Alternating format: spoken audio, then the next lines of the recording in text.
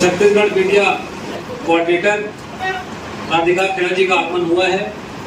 वे आप सबसे लोकसभा चुनाव के संबंध में वार्ता करेंगे।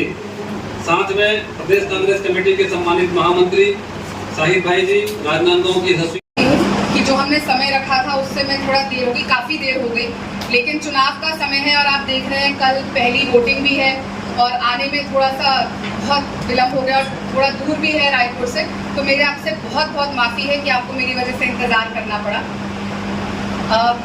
आज मुझे एक बार फिर मौका मिला है आप लोगों के बीच आने के लिए। पिछले विधानसभा चुनाव में तो मौका मिला था राजनांदगांव के पावन धरा पे आने का, संस्कार धानी में आने का, और मैं अपने आप को बहुत ही खुशनसीब मानती हूँ कि यहाँ पे एक बार आके और आप लोगों से चर्चा करने का मौका मिल रहा है। बहुत अच्छा चर्चा रही थी। जब हमारे से मुद्दों के ऊपर सवाल करे जाते हैं तो बहुत अच्छा लग रहा है। आप सब जानते हैं हम एक बहुत भीषण चुनाव के बीच में हैं। मैं भीषण इसलिए कहूंगी क्योंकि इस बार जो चुनाव हो रहा है वो किसी को जिताने या हराने का चुनाव नहीं है। एक तरफ जो चुनाव हो रहा है वो सिर्फ संविधान को बचाने का चुनाव हो रहा है, क्योंकि एक तरफ वो लोग हैं जो हम लोग हैं, इंडिया गठबंधन के लोग हैं, कांग्रेस पार्टी है जो संविधान को बचाने का काम करेगी और जो संविधान के रक्षक है, और दूसरी तरफ जिनसे खिलाफ ये चुनाव लड़ा जा रहा है वो संविधान के हत्यारे हैं। और ये मैं नहीं बोलती, आप जानते हैं कुछ ही दिन पहले 14 तारीख को हमारे आदरणीय बाबा साहेब अम्बेडकर जी, जो हमारे संविधान के निर्माता है, उनकी जयंती थी।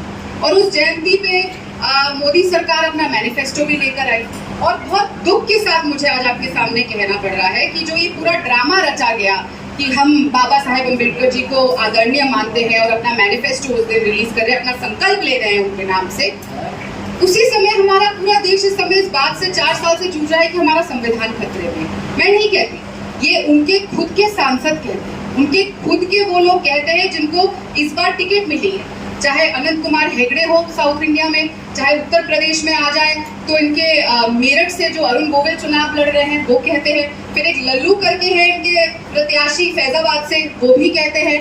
फिर आप देखिए ज्योति मिर्धा है राजस्थान से जो चुनाव लड़ रही है। ये सब के सब एक स्वर में, और बहुत सारे, ये तो जाने माने नाम है जिनके मैंने नाम गिनवा दिए, वरना इनके हर कैंडिडेट एक स्वर में कह रहा है कि आपको हमें 400 सीट जितवाने में मदद करनी है क्योंकि हमने संविधान बदलना है। एक एक इनका कैंडिडेट मोदी जी है जिन्होंने कहा था 2 करोड़ रोजगार दिया जाएगा, और वही शाह साहब है जिन्होंने एक इंटरव्यू में एक बड़े न्यूज चैनल को ये कह दिया था कि ऐसा कभी होता है क्या, ये तो जुमला है। मोदी जी की बातों को ही जुमला बताया था। तो ये तो आपस में ही नहीं पहले तय कर पाते हैं कि उन्होंने बोलना क्या है, क्या करना है। लेकिन जो बहुत महत्वपूर्ण बात है वो ये है कि हमारा संविधान खतरे में, और संविधान जब खतरे में, और ये संविधान खत्म क्यों करना चाह रहे हैं, इसके ऊपर भी हमें सोचने की जरूरत है। तो असलियत ये है कि वो संविधान इसलिए खत्म करना चाह रहे हैं क्योंकि वो आरक्षण खत्म करना चाहते हैं। वो नहीं चाहते कि SC ST OBC को उनका आरक्षण मिले।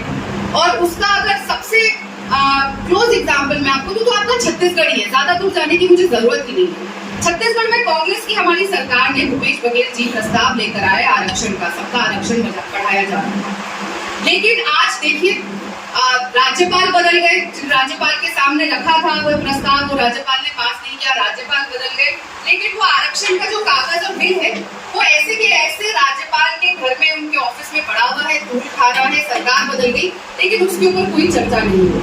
वो नहीं चाहते कि छत्तीसगढ़ के लोगों का आरक्षण बढ़े या आरक्षण में चले, क्योंकि उनका बिल्कुल एक साफ नियत है कि हम आएंगे, 400 सीट का वादा, हम इस 400 सीट अब की बार इसलिए कह रहे हैं ताकि संविधान बदल दे और आरक्षण खत्म। ये बिल पास करने की जरूरत ही क्या है जब हमने तय कर लिया कि आरक्षण खत्म कर लेंगे। वो बिल्कुल खिलाफ है, चाहे SC हो, ST हो, OBC हो, आदिवासी समाज हो, सबके खिलाफ नरेंद्र मोदी जी। वो सिर्फ अगर किसी के साथ है तो वो अपने उद्योगपतियों के साथ है, और इसीलिए वो संविधान भी बदलना चाह रहे हैं, क्योंकि वो दो कुछ चुनिंदा उद्योगपति हैं, एक अडानी साहब है, एक अंबानी साहब है, एक उनके मेहुल भाई थे, वो तो बाहर चले गए, लेकिन कुछ ऐसे ही लोग हैं जिनको वो पूरा देश बेच देना चाहते हैं। संविधान में बदलाव कर देंगे, पूरा देश उनको बेच देंगे, निजीकरण कर देंगे, और सबसे महत्वपूर्ण बात, जनता से उनका सवाल पूछने का हक छीन लेंगे। और इससे सिर्फ जनता ही नहीं, मीडिया भी नहीं बचेगी, क्योंकि जब संविधान बदल दिया जाएगा तो जो हक मीडिया को मिलता है कि आप बेखौफ होकर किसी से कोई भी सवाल पूछ सकते हैं, किसी के बारे में सही गलत हर चीज लिखी जा सकती है, हर चीज बोली जा सकती है, आप नेताओं से सवाल कर सकते हैं और सच बताते हैं कि क्या हो रहा है, वो हक भी आपसे छीन लिया जाएगा और आप पे भी कंट्रोल किया जाएगा। क्योंकि आपको याद होगा मोदी जी का एक इंटरव्यू, उनसे पूछा था कि आपसे क्या गलतियां रह गई थी गुजरात में आज मुख्यमंत्री जो अब आप प्रधानमंत्री के तौर पे नहीं करेंगे, तो उन्होंने बेखौफ बोला था कि मैं मीडिया को कंट्रोल नहीं कर पाया। तो देखिए अब वही बात धीरे धीरे सच होती दिख रही कि मीडिया को वो कैसे कंट्रोल करना चाह रहे हैं। संविधान बदल दीजिए, ना आरक्षण देना पड़ेगा, पूरा देश में अडानी अंबानी को बेच दूंगा, उनका फायदा होगा, लोगों से उनका हक छीन लूंगा प्रोटेस्ट करने का, मीडिया से उनकी आवाज उनका कलम छीन लूंगा। कलम की ताकत से मोदी जी कितना घबराते हैं वो तो हम सब जानते हैं। पानी पीना पड़ गया था उनको इंटरव्यू में, देखिए है तो वो स्वयं मोदी जी ने बताया। आप देखिए जब हमारे संसद भवन का उद्घाटन हो रहा था, हमारे महामहिम को न्योता भी नहीं दिया गया, जबकि वो देश की प्रथम नागरिक है और उनका पहला हक बनता है कि नए संसद भवन का उद्घाटन किया जाए, लेकिन नहीं, उनको न्योता नहीं। फिर जब रामलला की मूर्ति का पूरी स्थापना हुई और पूरा जो इन्होंने जिस तरीके से उसको इवेंट में बदलने की कोशिश करी, वहां से भी अयोध्या से भी उनको दूर रखा गया क्योंकि वो आदिवासी है तो वो जा नहीं सकते। और मैं रामलला की बात इसलिए कर रही हूँ, कल रामनवमी थी, किस तरीके से पूरे देश ने रामनवमी बनाई, लेकिन वो याद भी मुझे बार बार याद आ रही थी कल की हमारी महामहिम को रामलला के पहले दर्शन से दूर रखा गया। वहां पे तो इनके एक नेता ने एक आदिवासी के ऊपर पेशाब कर दिया, उसका वीडियो बन गया, वो वीडियो वायरल हो गया, सरकार सोती रही, उनकी पुलिस भी सोती रही। जब पूरे देश में हाहाकार मचा तब उनको थोड़ा सा उसके खिलाफ एक्शन लेना पड़ा और आज वो आदमी फिर खुला खुला। तो कहने के लिए कि हम आदिवासी समाज के साथ खड़े, जैसा मैंने कहा, वो आदिवासी हितैषी नहीं है, वो एससी हितैषी एसटी हितैषी नहीं है, वो जनता हितैषी नहीं है, मीडिया हितैषी नहीं है, वो सिर्फ और सिर्फ उद्योगपति हितैषी, और मैं कहूँगी अडानी हितैषी। पत्र संकल्प लिया और वो भी बाबा साहेब के जयंती पर, तो हमने उम्मीद करी थी कि शायद अब तो सच बोल देंगे, लेकिन उस मैनिफेस्टो के आपको इनमें आंकड़े बताती हूँ, बहुत महत्वपूर्ण आंकड़े हैं।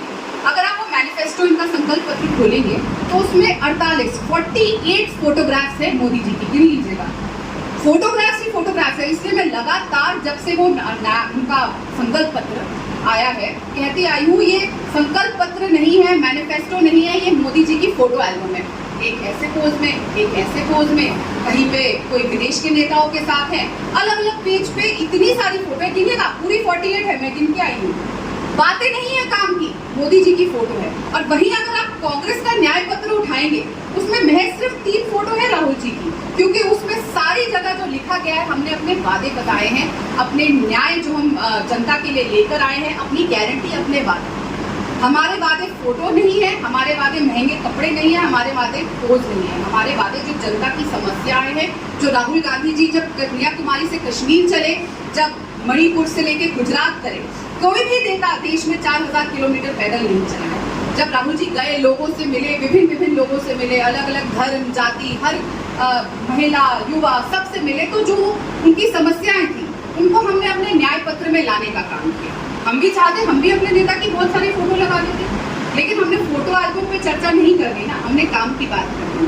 बार बार देखिए 10 साल से हम देखते आ रहे हैं, इनका संकल्प पत्र आता है जो कभी भी कागज से धरातल पे नहीं उतरा, लेकिन हम हमेशा काम की बात करते हैं, रोजगार की कोई बात नहीं है। हम सब जानते हैं कि लाखों पद आज सरकारी नौकरियों के खाली पड़े। हम ये भी जानते हैं 2 करोड़ रोजगार साल में देने का जो मोदी जी का वादा था, जो फकीर आए थे अपना झोला लेके, जिसमें से एक वादा था कि 2 करोड़ रोजगार मैं दूंगा, जो 20 करोड़ रोजगार आज भी बकाया है, जिसमें से 20 लाख रोजगार भी नहीं दिया गया है। हमारी सरकार बनते ही, इंडिया गठबंधन की कांग्रेस की सरकार, हमारे न्याय पत्र में लिखा है कि हम 30 लाख रोजगार देने का काम करेंगे, सारे सरकारी पद भरने का काम करेंगे और अपने युवाओं के लिए अप्रेंटिसशिप प्रोग्राम लेकर आएंगे, जिससे उनको अपनी पहली तनख्वाह मिलेगी। अगर युवा 25 साल की उम्र से कम है और उसने डिप्लोमा किया हुआ है, ग्रेजुएशन करी हुई है, तो कर सके, वो पढ़ाई आगे करना चाहते हैं और काम करना चाहते हैं, अपना बिजनेस लाना चाहते हैं। हम चाहते हैं कि आज का युवा सशक्त बने। हम उनको ये नहीं कहते कि रोजगार तो जी पकौड़े तलना भी, आप MBA करिए, BEd करिए, डॉक्टर बनिए, उसके बाद आप चाय की दुकान लगाइए, आप पान की दुकान लगाइए और पकौड़े तलिए, क्योंकि पकौड़ा भी रोजगार है मोदी जी के हिसाब से। वो नहीं चाहते कि पढ़ा लिखा बच्चा अपना ही जो MBA करके आया है वो कोई बिजनेस कर सके, नहीं, वो नहीं चाहते। इसीलिए मैनिफेस्टो में उनके संकल्प पत्र में नौकरी को लेकर, रोजगार को लेकर एक शब्द नहीं है। जो बकाया है वादा की हुई, उसके ऊपर भी शब्द नहीं है। जो हमारे लिए इतने विश्व में जा जाके मेडल जीत के लाए, हमारे लिए गौरव की बात की। और वही खिलाड़ी जिनको मोदी जी कहते थे तुम मेरा परिवार हो, जब उन्होंने न्याय मांगा किसके खिलाफ? बृजभूषण, जो उनका खुद का एमपी है, और कहा कि ये यौन शोषण करता है, तो जब नए संसद भवन का उद्घाटन हो रहा था हमारी उन बेटियों पे लाठियां चल रही। एक हरियाणा का भी आपको उदाहरण देती हूँ, संदीप नाम के उनके मंत्री है, वहाँ की हॉकी कोच ने कंप्लेन करी कि यौन शोषण की, वो आज भी मंत्री बना हुआ है, लेकिन उस हॉकी कोच के खिलाफ बहुत सारी कार्रवाई हुई। तो बेटियों को तो हमें लगातार भारतीय जनता पार्टी से बचाना पा रहा है, इसलिए महिलाओं के लिए कोई बात नहीं करेंगे। और छत्तीसगढ़ की महिलाओं के बारे में भी बात कर लेते हैं हम। एक गारंटी मोदी जी 3 महीने पहले देकर आए थे, अपनी चाइनीज गारंटी, और कहा था कि हम महतारी बंधन योजना के तहत महिलाओं को हर महीने 1000 रुपए देंगे। आज 3 महीने हो चुके हैं, सिर्फ 30% महिलाओं को महतारी बंधन योजना का लाभ मिला है। 70% महिलाएं आज भी इंतजार कर रही हैं कि उनको पहली किस्त मिली। लेकिन जब शाह साहब राजनांदगांव आए, जब मोदी जी बस्तर आए, तो बोल के गए जी हमने तो महतारी बंधन योजना दी थी, पर आप भी जानते हैं आंकड़े यही है कि 70% महिलाओं को पहली किस्त मिली। लेकिन हम अपनी महिलाओं को सशक्त कैसे बनाएं? मोदी जी बात करते हैं आत्मनिर्भर भारत की, लेकिन ये नहीं बात करते कि आत्मनिर्भर हमारे महिलाएं कैसे बनेंगी।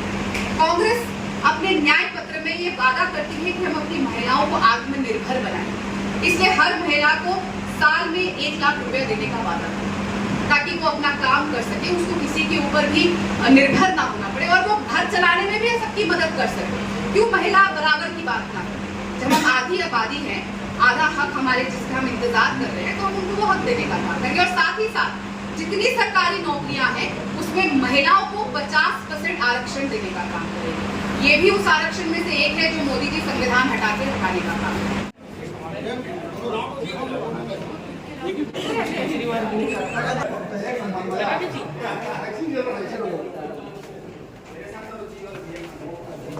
अच्छा, मैं खुद के रास्ते में नहीं आता, आप पर गिर जाना।